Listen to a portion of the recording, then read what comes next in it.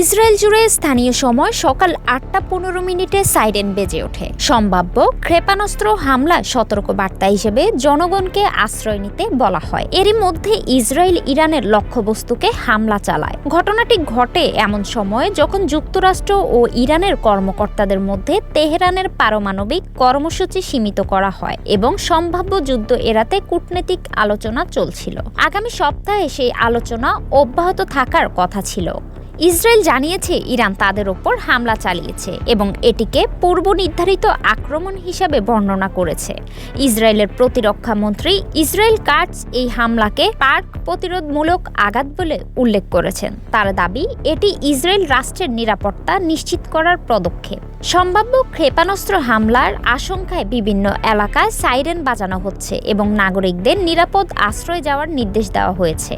Israeli কর্তৃপক্ষ বেসামরিক উড়োজাহাজের জন্য দেশের আকাশসীমা সাময়িকভাবে বন্ধ ঘোষণা করেছে। কর্মকর্তারা জানিয়েছেন, চলমান সামরিক পরিস্থিতির কারণে শনিবার সব ধরনের বাণিজ্যিক ফ্লাইট স্থগিত থাকবে। অন্যদিকে ইরানি গণমাধ্যম জানিয়েছে, তেহরানের কেন্দ্রস্থলে অন্তত ৩টি বিস্ফোরণের শব্দ শোনা যায়। ফার্স নিউজ এজেন্সির খবরে বলা হয়েছে, রাজধানীর রিপাবলিক এলাকায় কয়েকটি ক্ষেপণাস্ত্র আঘাত হেনেছে। উত্তেজনার পেছনে রয়েছে দীর্ঘদিনের সংঘাত। গত বছরের ২২ জুন যুক্তরাষ্ট্রের ইরানের ফোর্দো, নাতানজ ও ইস্পাহান এই ৩টি গুরুত্বপূর্ণ পারমাণবিক স্থাপনায় হামলা চালায়। এর আগে ১৩ জুন ইসরায়েলের ইরানের একটি পারমাণবিক ও সামরিক স্থাপনায় আকস্মিক হামলা চালিয়েছে।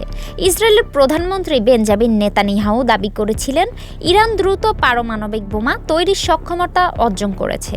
এর জবাবে তেহরান শত শত রকেট ও ড্রোন ছুড়ে পাল্টা আক্রমণ চালায়। এদিকে পারমাণবিক চুক্তি নিয়ে জেনেভার পরোক্ষ আলোচনার মধ্যেই যুক্তরাষ্ট্রের প্রেসিডেন্ট ডোনাল্ড ট্রাম্প ইরানে হামলার হুমকি দেন। সাম্প্রতিক সপ্তাহগুলোতে যুক্তরাষ্ট্র এই অঞ্চলে হাজার হাজার সেনা মোতায়েন করেছে, যার মধ্যে বিমান বাহিনী, রণতরী, যুদ্ধজাহাজ, যুদ্ধবিমান ও জ্বালানি বহনকারী বিমান রয়েছে।